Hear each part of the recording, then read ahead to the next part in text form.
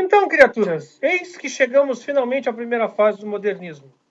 Nós vamos ver que a primeira fase do modernismo é uma fase de experimentação, mas já com seus princípios e valores muito bem definidos.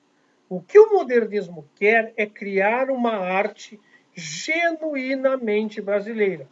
Se nós levarmos em conta os períodos anteriores, nós vamos ver que era sempre baseado em algo europeu.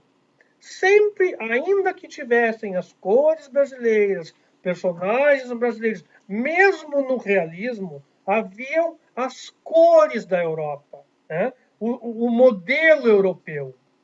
Então, o que vai acontecer? Esse movimento vai buscar uma arte genuinamente brasileira.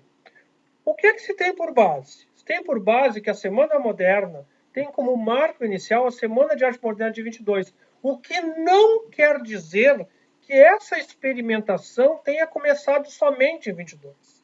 A prova maior disto é que Memórias Sentimentais de João Miramar, por exemplo, é de 16. Graça Aranha, que é considerado por uns pré-modernista e por outros modernistas da primeira fase, vai escrever Canaã já no início do século XX também. Então, o movimento modernista tem como marco a Semana de Arte Moderna, mas já existia desde os primeiros anos do século XX. Tá? Como eu disse, ele surge, um dos marcos é Memórias Sentimentais de João Miramar, do Oswald de Andrade. Ele vai surgir em meio à Primeira Guerra Mundial e vai se desenvolver, porque tem 3 fases, vai se desenvolver ao longo da Primeira e da Segunda Guerra Mundial.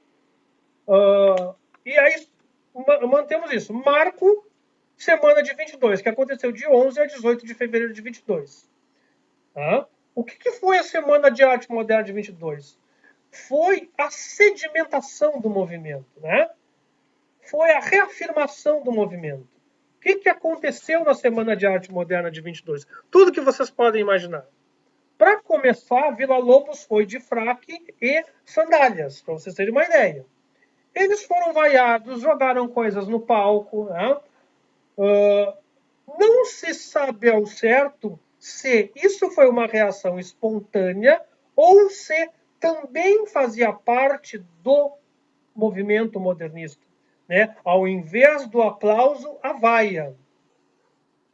O modernismo ele vai ser divulgado, por exemplo, através da revista Claxon, onde se publicam os editoriais manifestos, que são a fundamentação, que são as leis, que são as intenções, leis entre aspas, que são as intenções do modernista, dos modernistas. Esses manifestos, principalmente o manifesto modernista, ele é muito semelhante ao manifesto futurista do Marinetti. O que dizia o manifesto futurista do Marinetti? Que se deveria romper com tudo que havia sido produzido até então, que se deveria tocar fogo nos museus, que nada disso representava a arte contemporânea para eles, a arte moderna. Tá? Nada disso era representativo da arte moderna. Isso eram coisas do passado. Se deveria esquecer tudo e criar a partir destas cinzas um novo. O Manifesto Pau-Brasil, que surgiu entre 24 e 25, ele vai defender que a literatura brasileira seja vinculada à realidade brasileira. Né? Mostrar o real.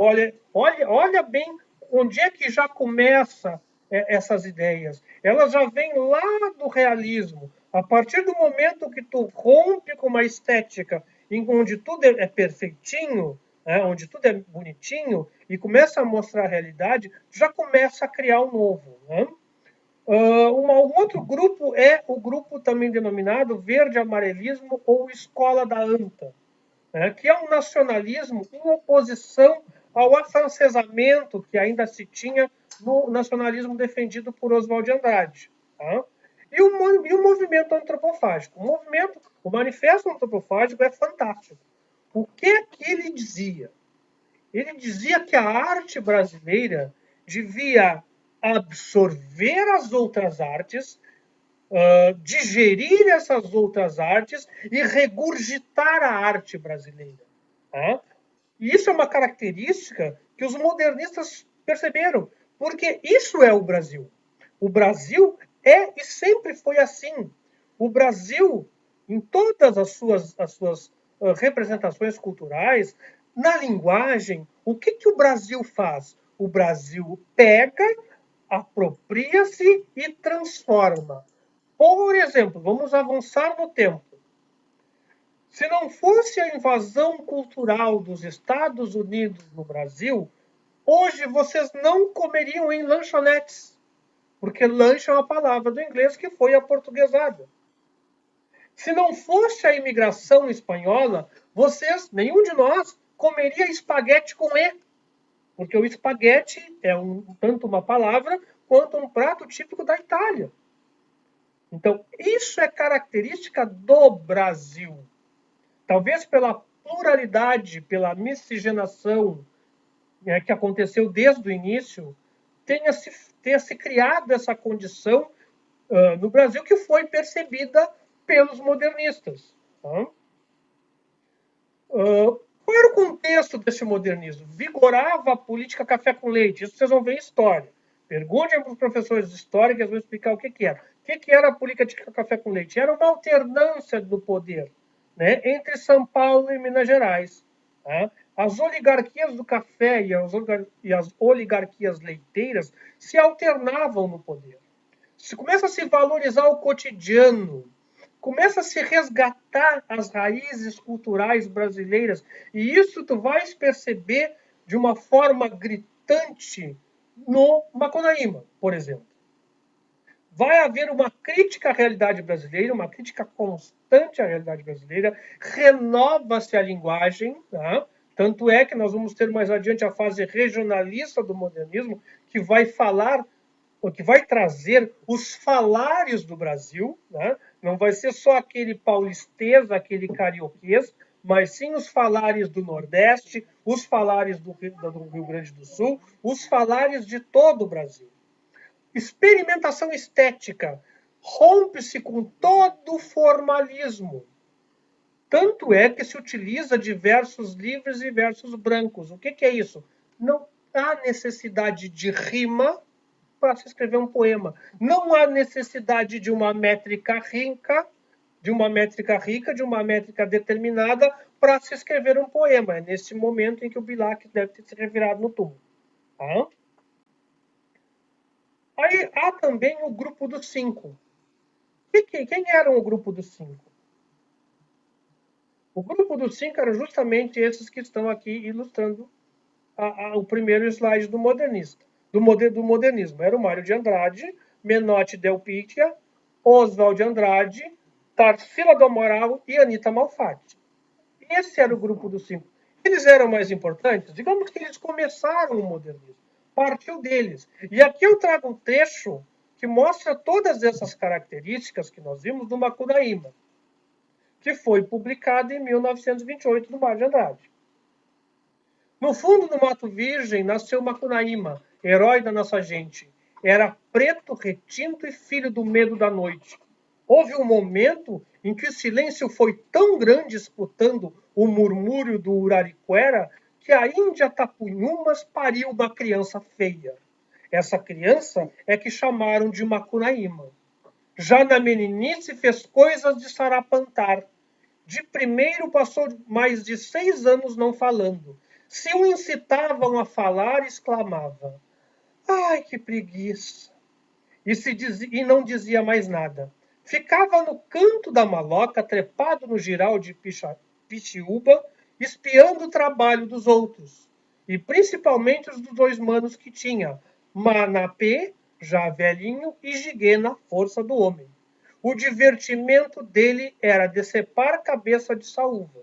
Vivia deitado, mas se punha os olhos em dinheiro, Macunaíma dandava para ganhar vintém.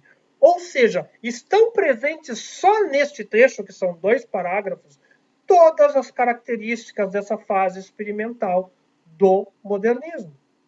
Está presente a riqueza de linguagem, a linguagem diferente, ele traz linguagem indígena, está presente a ruptura com o padrão, no momento que se dispariu uma criança feia, não era, não era delicado e perfeitinho, era uma criança feia, era uma criança preguiçosa, né?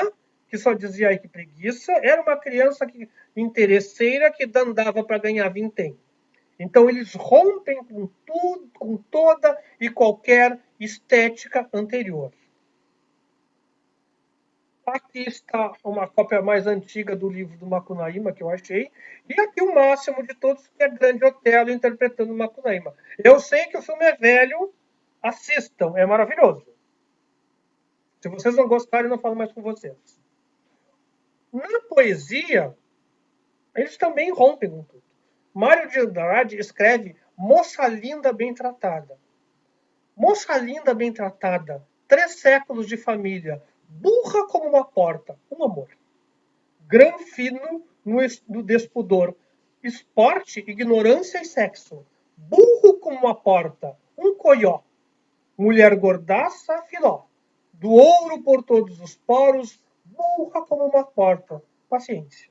Plutocrata sem consciência, nada porta, terremoto, que a porta de pobre arromba uma bomba. Há uma crítica social a essas oligarquias que tinham trocentos anos de sobrenome, muitas vezes só sobrenome, que eram descendentes de escravocratas, né? Que adoravam uma miscigenação às escondidas, para um bom entendedor que eu digo basta, né? Mas não admitiu nada em público. Eles rompem com tudo isso e escancaram essa hipocrisia que começou a ser escancarada lá no realismo. Em Memórias Sentimentais de João Miramar, fica mais evidente ainda essa ruptura. Este aqui, por incrível que pareça, este trecho é o primeiro capítulo da obra. O Penseiroso, Jardim Desencanto, o dever e procissões com palhos e cônegos lá fora, e um circo vago e sem mistério, urbano apitando nas noites cheias. Mamãe chamava-me e conduzia-me para dentro do oratório de mãos grudadas. O anjo do Senhor anunciou a Maria que estava para ser mãe de Deus. Vacilava o morrão do azeite bojudo em cima do copo. Um manequim esquecido vermelhava. Senhor convosco, bendita sois vós entre as mulheres não têm pernas. São como um manequim de mamãe, até embaixo. Para que pernas das mulheres? Amém. Que é isto? Oswald de Andrade enlouqueceu? Não. É a visão de uma criança de seus 7 anos, 6, 7 anos, sendo levada pela mãe para cumprir a obrigação de ir ao oratório orar. Ele está tão preocupado com a oração que ele está olhando tudo em volta. Então ele está trazendo para a sua obra uma visão de uma criança, com o linguajar de uma criança, com as impressões de uma criança. Menotti Del Picchia, ele escreveu um livro, poema chamado Juca Mulato, tá? Também é um dos 5, né, que é importante, onde já se traz também esta questão do realismo, esta questão do novo. Nuvens voam pelo ar como bandos de garças. Artista boêmio, o sol mescla na cordilheira pinceladas esparsas. Do ouro louco, num mastro apruma-se a bandeira de São João, defraudando seu alvo losango. Juca mulato, cisma. A sonolência vence.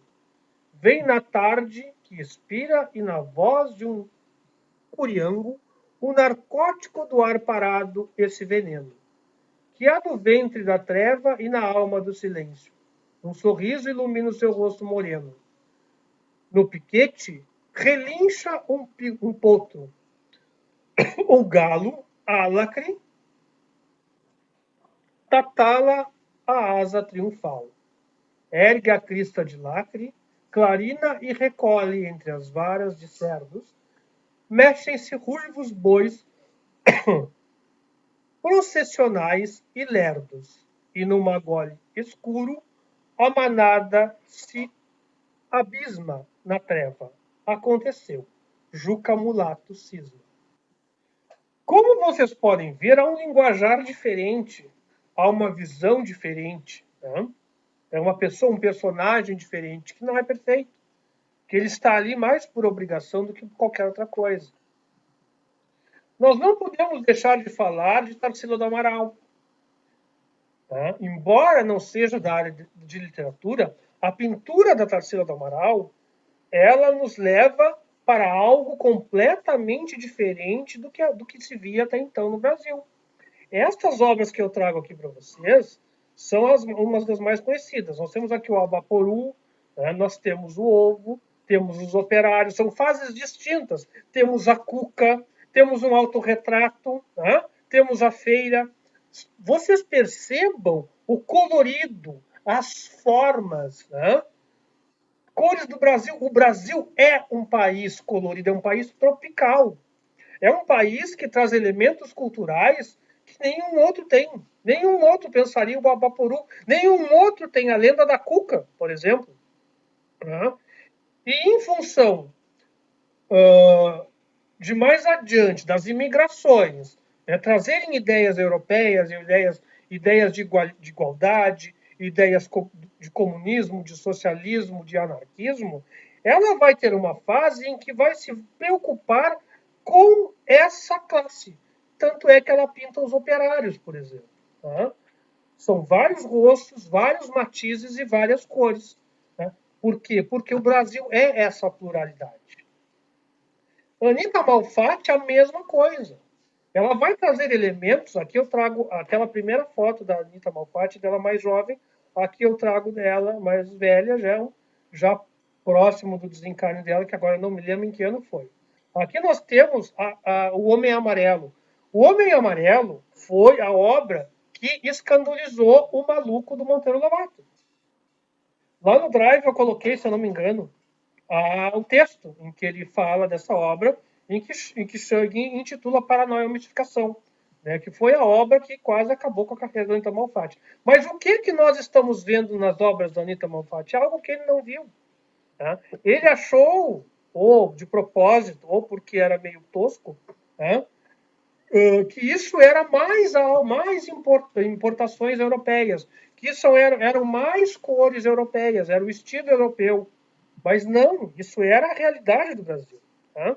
Era um homem amarelo, porque temos homens amarelos no Brasil, temos homens negros no Brasil, tá? Com uma roupa europeia. Tá? É um contraste brasileiro. O brasileiro, ele, naquela época, ainda se tinha esse ranço europeu, que eu chamo, né? Mas já se estava descobrindo que o Brasil também valia a pena, que o Brasil também tinha as suas artes e as suas cores.